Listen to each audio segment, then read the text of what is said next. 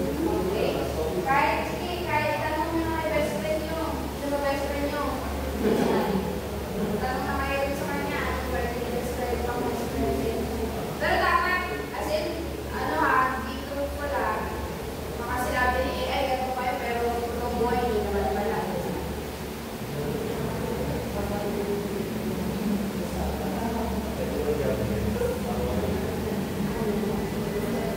God bless. Okay, kung ayun yung word yung status today. Pero ang sabi is, positive word. Positive word ba si jobless? Para sa mga word, positive word yun. Kasi yung sabi, wala sila mababa ng maaga. Pero wala lang. Walang pera. Walang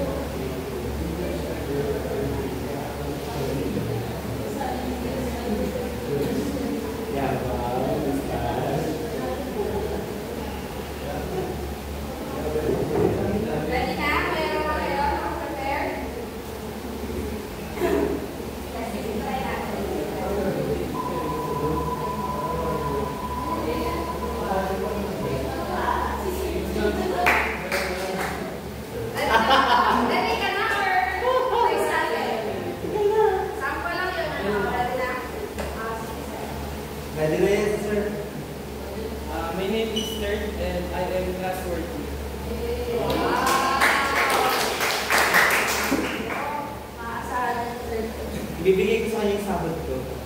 Bigay natin. Pagkakatiwala. 645. Basta? Ay, tatanggalin na siya. Anyway, mamaya na. Carlo.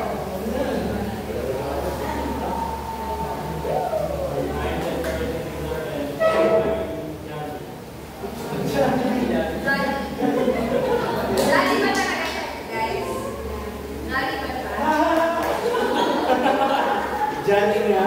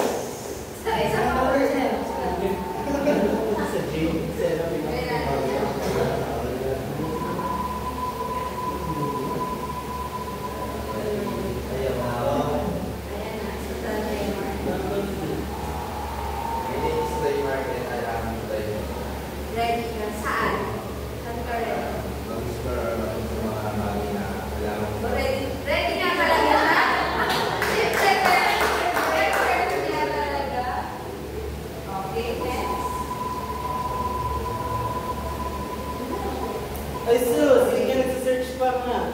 Nakalimutan ka lang. You're lovable.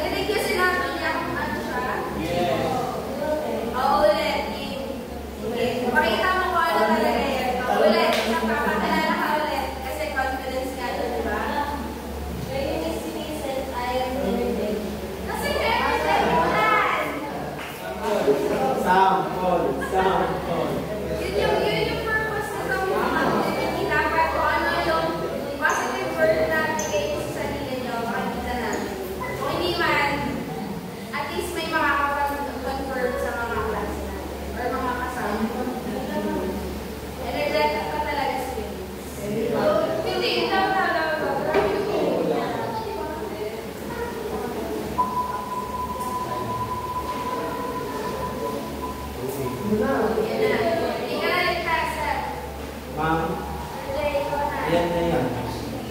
Mga synonyms lang to. I am Jay and I am Jazzy. Jazzy, ma'am. Jazzy. Jazzy, ma'am. Para ano lang din. Joyful. Excited.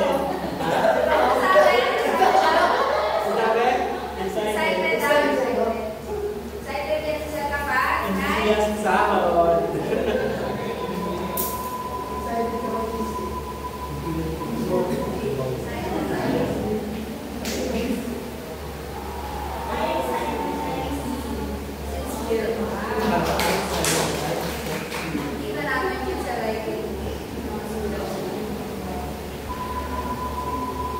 Si Gina na yan. Kabado eh.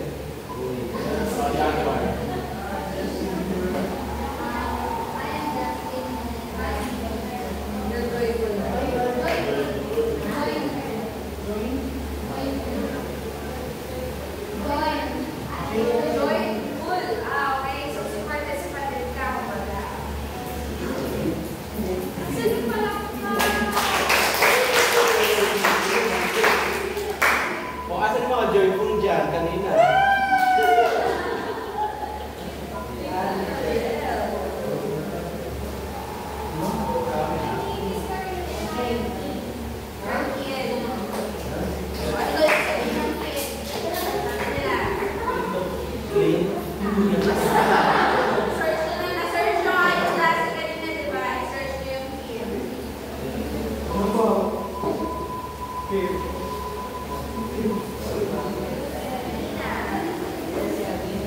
Ayan, si Alcaro.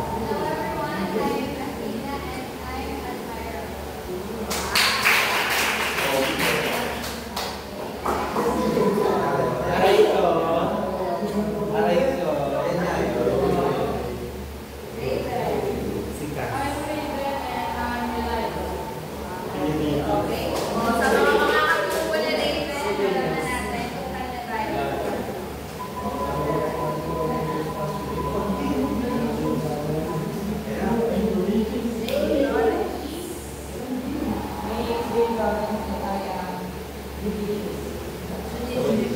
Pabongga na lang pabongga ang mga delicious. Ano yung sabihin ng delicious para sa lahat? Johnny na delicious. Okay. Johnny. Aray ka. So, dapat meron kasamang critical thinking yan and decision thinking. Kasi, tawag nito, paano mo siya i-judge huwag ka mag-base.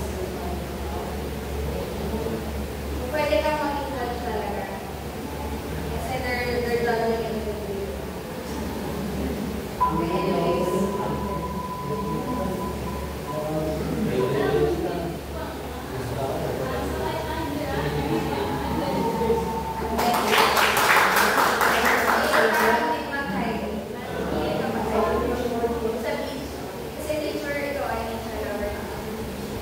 Buhay na.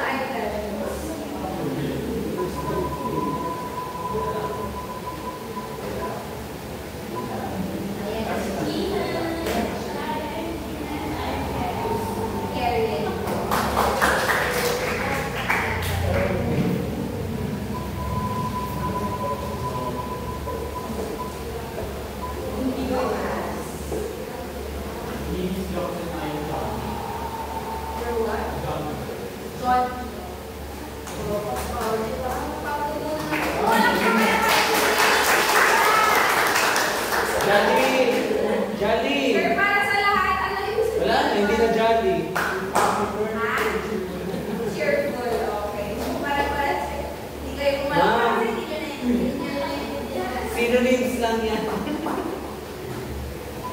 next tayo.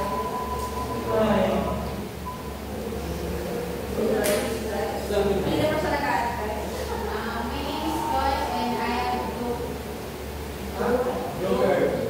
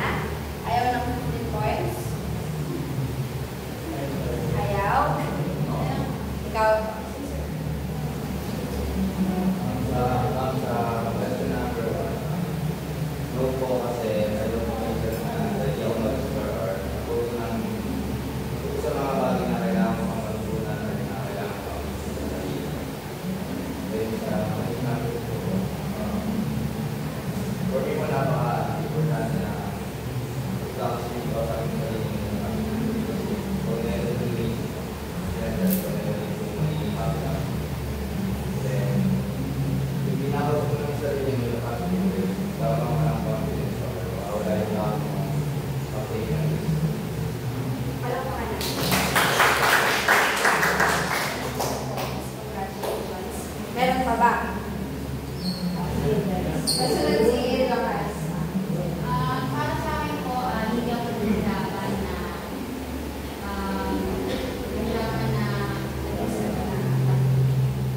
isipin yung word na pasok ko sa akin. Kasi yung low-key, sa linggo na mapabiling ako, nagbilang ko sa mga pabiro. Yun kasi yung way ko para magpag-ibigan ako dun sa yung strategy.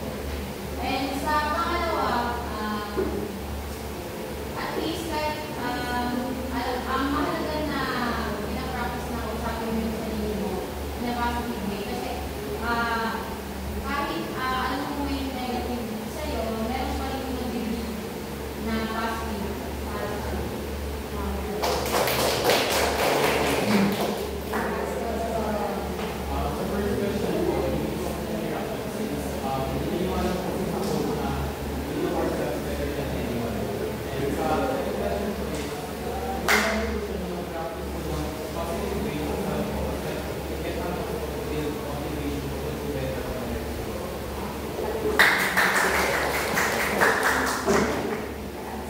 Meron ba? Meron pa ba? Or wala na? Sir Lay, gusto mo sumagot? Some question, ma'am. Sa parehas sa kayo. So, was it easy or hard to think of a positive word about yourself? So, honestly, mahirap siya mag-isip ng positive words about myself, especially kung connected siya doon sa first letter ng ng initial ng name ko. So, malay nyo yung positive word na alam ko is hindi siya connected or hindi siya same as yung first letter ng name ko. So, example, yung connected talaga sa akin is iba doon sa letter J na meron sa names ko and sa name ko. And what do you think it's important to practice talking about yourself in a positive way? So, yan sa question number 2 naman,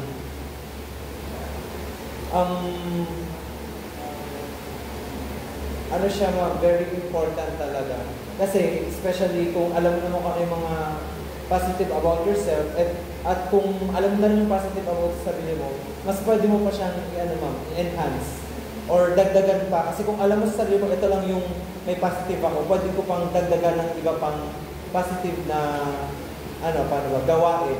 Para kung ano yung meron ako, hindi lang yun ang meron ako. Kumbaga, learning pa rin throughout the time.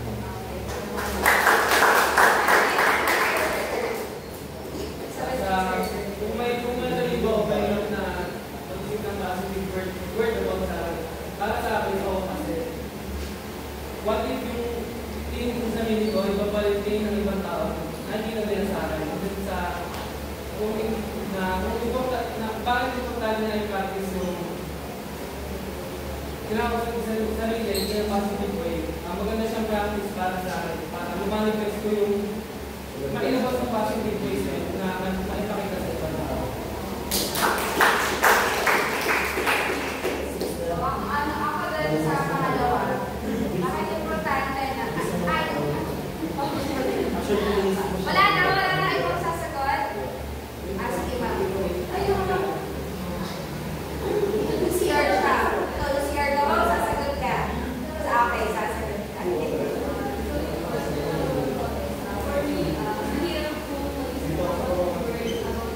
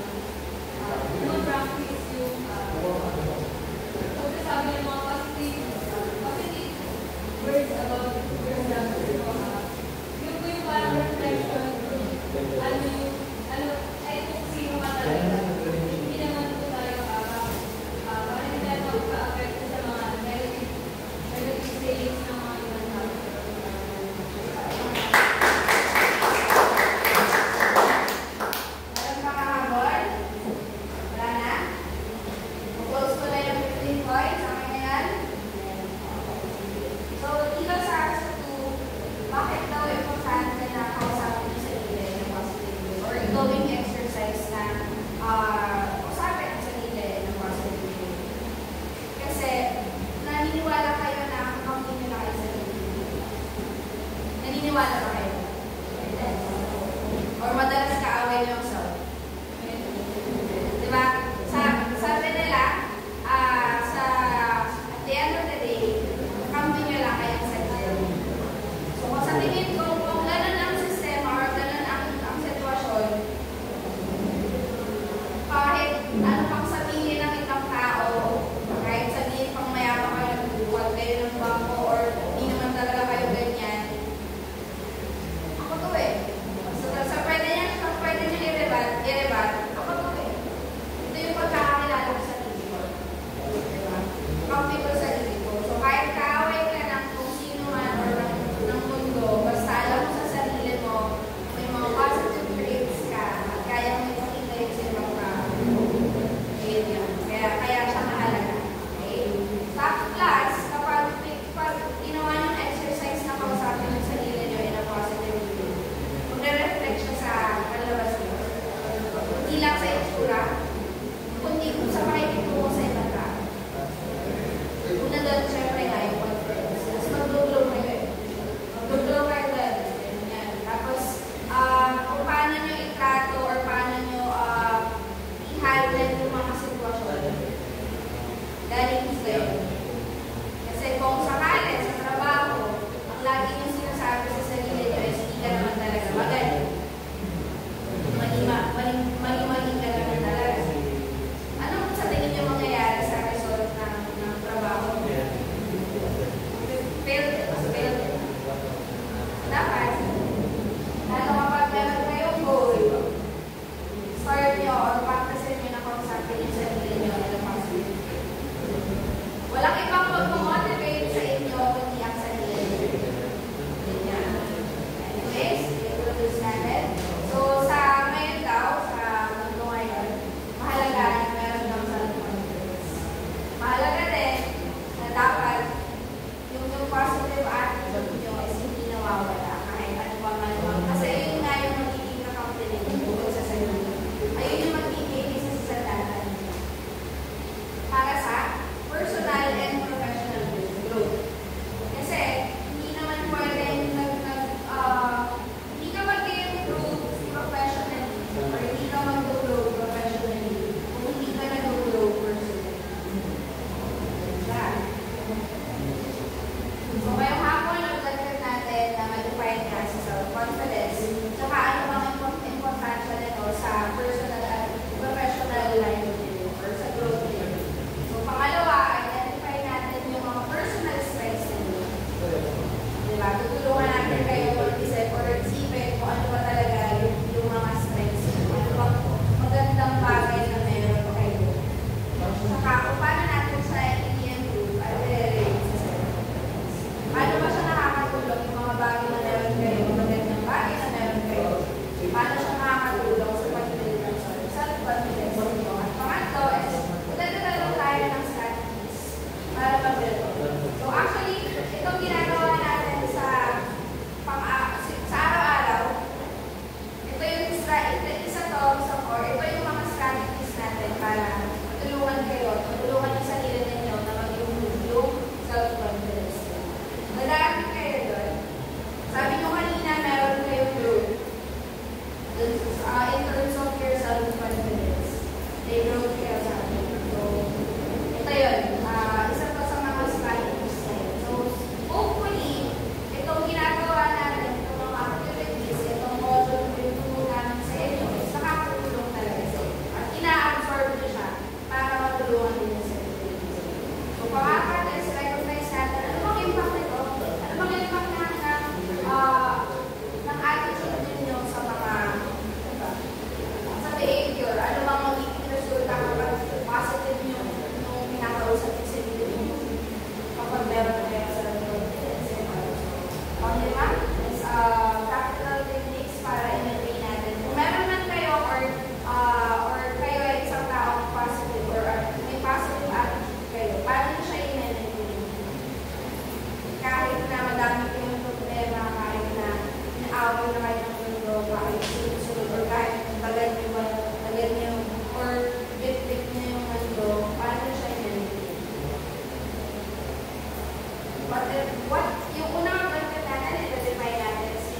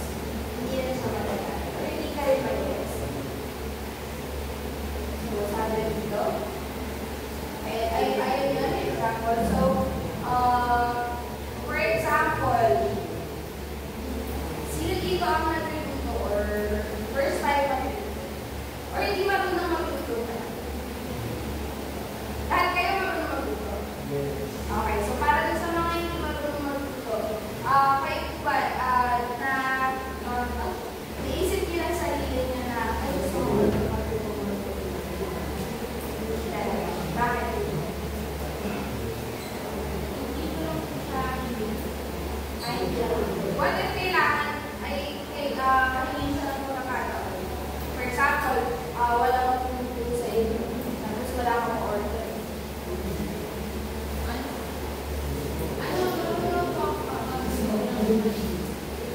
Sige, araw-araw ito lang. Sige. Tingnan natin ng ibang ibang example. Sabi mo kanina, ito ay yung strategy mo para makakilala ng kapag-kaibigan ay mag-joke. So, tingin mo ba, kakaroon ka ng mga kaibigan or kakaroon ka ng ako sa loob na mag-initiate kung hindi mo alam na yun yung strategy or ganun yung positive quality na meron ka. Hindi, sa tingin mo, sabi mo, di ba kilala mong broker yung sarili mo, tapos isang way mo sa pagkilala ng kaibigan, ng bagong kaibigan is magbigay ng loan. So sa tingin mo, kung hindi ka aware sa sarili mo or hindi ka naniniwalang broker ka, magkakaroon ka ng kaibigan, magkakaroon ka ng kaibigan. So, di ba? So, parang tiwala ka sa, so since tiwala ka sa sarili mo na kaya mo magkaroon ng kaibigan sa pamamagitan ng pag-tulog or pag-initiate ng job. Ayun yun. Parang isa sa example yan. Sige po. Parang baka meron malabo na example. Sige, makakuha na. So, ito nga, yung sa understanding self-confidence. Kahit kapag kayo gawin yung isang bagay, kahit hindi, first time niyo siyang gawin, or kahit hindi talaga, niya naman talaga siya, hindi niyo siya alam gawin, nagsisimula niyo sa sarili niyo na kaya ko ba itong gawin? Kahit hindi niyo kaya gawin yun, kahit takot kayo gawin yun, eh kailangan niyo gawin. Eh wala kayong tiwala sa sarili niyo, so hindi niyo rin magagawa. So kung meron kayong tiwala sa sarili niyo, kahit takot kayo, at kahit hindi kayo sanay na gawin yun, magagawa niyo siya. At may mas magandang epekto or resulta yun, lalo na kapag mas mataas yung tiwala niyo sa sarili niyo. Diba? So, wag matakot na mag-try ng ibang bagay. Kahit takot kayo, i-try niyo. Gawin niyo. Kasi meron kayong madadiscover o may explore na ibang mundo kapag nilagay niyo. Parang ganun siya. So, sabi ni Raymore kanina, ready siya. Ready siya mag-explore sa mga ibang bagay. So, in a way, parang ganun. So, kahit takot siya, pero ready siya. Ganun. So, anyways, self-esteem naman daw, ito yung kung gaano mo pinavalue kayo sa sarili. Ako, lumaki ako na, share ko lang din. Lumaki ako tulad nung kayo na, growing up din, hindi ko na-exercise yung ganun, yung ginawa namin na. Kasi sa pinakalakihan ko, may discrimination, merong parang hindi uso sa pamilya namin na i-boost yung confidence ng isa't isa. Kadalasan parang sila pa yung nagbababa sa confidence ko, personally. So, lumaki ako na parang andun lang ako sa loob. Parang mas gusto ko na andun lang ako sa comfort zone ko. Ganun. Basta dati, sobrang baba ng self-esteem ko dati, ng self-confidence ko dati. Pero yun nga, sabi ko, minsan may pagkakataon na kakailanganin yung step up. Kakailanganin yung pag-try ng ibang bagay. Ayaw at sa gusto niyo. Kahit takot kayo. Then after nun, mati-discover niyo yun, ay, hindi lang pala. Diba? Parang, ay, ganito lang pala siya. So, dapat pala matagal ko na siyang trinay. So, maraming masasayang na opportunities kung magpapakain tayo sa fear. At dun sa negative thought na hindi ko kaya yan. Ayoko akong gawin yan kasi hindi ko naman kaya. Hindi naman ako mag-unod yun eh. Ano naman, pwede naman mapag-aralan. Diba? Lahat ng bagay na tututunan, lahat ng bagay pwede mapag-aralan. Okay? So, pangalawa, building self-confidence.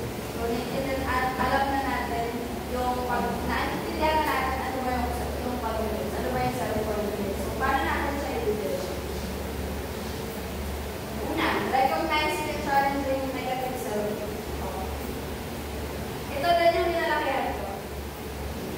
Ito din. So, minsan may times na wala nagkamali ako. Initial na reaction ng sarili ko ay nakakamahan mo talaga. Ganun yung sinasabi ng sarili ko sa sarili ko. Ganun. So, sabi dito, challenge, i-recognize nyo yung negative. Bago nyo malaman yung positive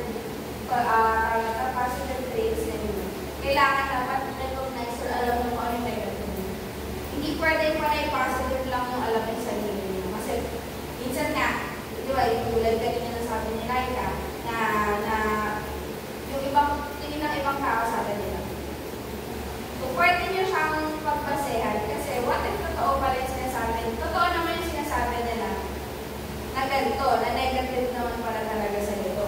Pero ayaw mo i-recognize. Dapat i-recognize mo siya. Kasi hindi mo mapapatunayan yung positive traits mo kung hindi mo alam yung negative traits mo. Tapos kapag may time na, ayun nga, yung negative or maandar yung negative talk mo sa sarili mo, challenge mo siya. Para sinasabi ng sarili mo, hindi mo kaya, yung gawin, hindi mo kaya. Challenge mo siya, yung sarili mo. Diba? Yung bulong sa'yo ng sarili mo, hindi ka naman magaling, hindi mo kaya yan. Challenge mo siya. Challenge nyo yung sarili, yung negative na yun, i-try nyo. I-try nyo yung gawin yung sinasabi niya hindi mo kaya. Diba? Okay, so, pangalawa is setting realistic goals and celebrating achievements. Para ma-celebrate mo yung achievements mo, dapat yung mga goals na sinaset mo, realistic. Yung ma-achieve mo talaga. Kasi, paano ka mag-celebrate kung hirap-hirap yung goal mo? So, tapos sa celebrating achievements, mahalaga na i-celebrate natin kahit yung mga small goals. So,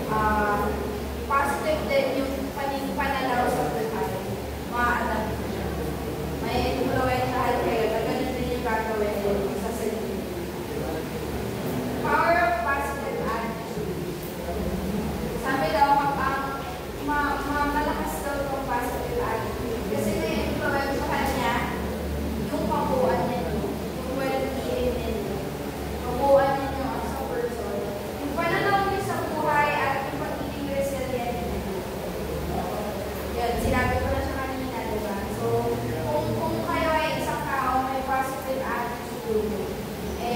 Kaya nyo harapin lahat. Okay? Leads to better problem solving, healthier relationship, and openness to learning. Problem solving.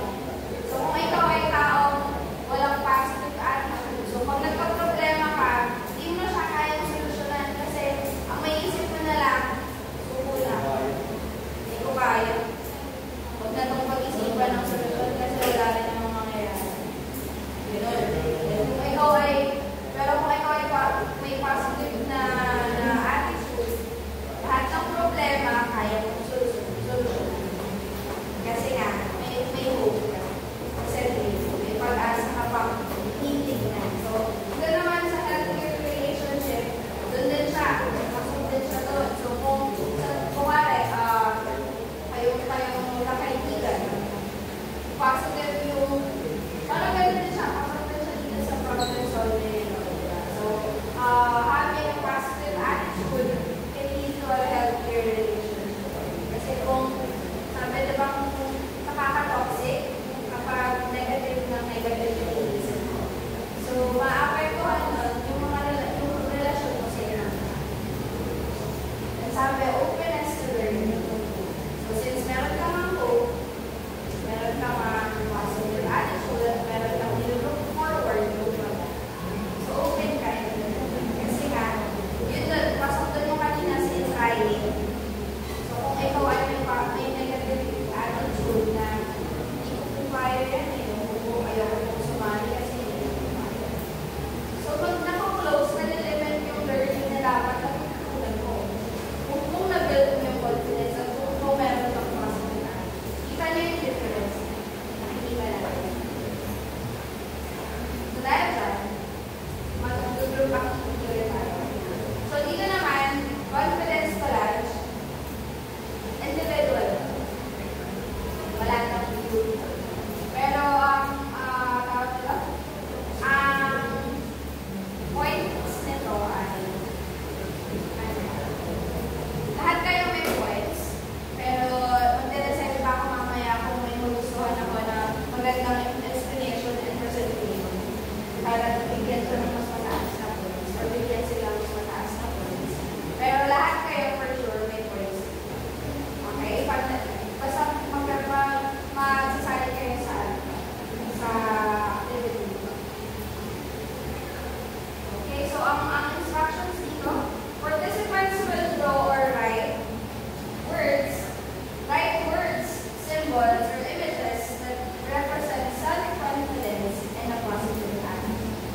So, for example, ako, sa tingin ko, ano ba sa tingin ko nagre-represent sa self-confidence and positive attitude? Words, symbols, and images. Kayo bahala kung ano ilalagay ninyo. Kung mag-drawing ba kayo, susulat kayo ng mga words or symbols, mag-drawing kayo. Kayo bahala. Basta individual words. Napaprovide ako. So, bibigyan namin kayo. Ay, meron kayong actually na mga bond paper sa training unit ninyo. Meron kami dito. Sir, meron tayong mga crayon. Kaso, limited lang po. So, wala maghati-hati kung gusto nyo mag-drawing or mag-color. Pwede kayo mag-hirap din sa amin. Pero, sa one paper lang kayo, gagawa rin ng mga kayo. So, I think 30 minutes, would it be enough? 30 minutes? Ano? Masyado bang matagal yung si 30 minutes or masyado mahigit? Ay, ito si 30 minutes. Bukas na lang. Ano? 30 minutes. Okay na yan. So, sinasabi niyo, okay na yun, hindi na ako mag-extend ngayon, ha? Kasi ang goal natin ay uminom na.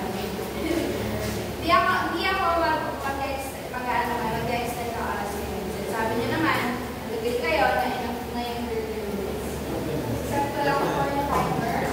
May tanong kayo sa ating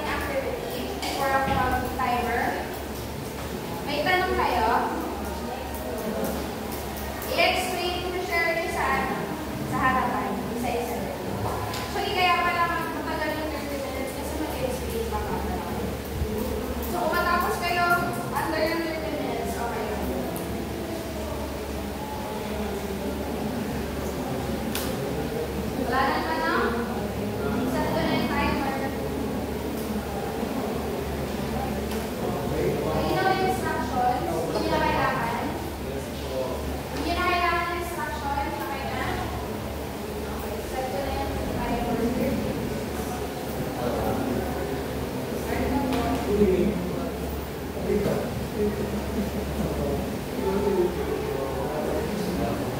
meron ka dyan, paper. Kaya meron.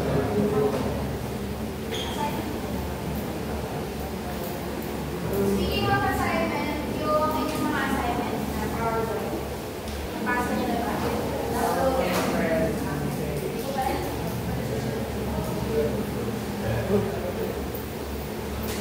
Download.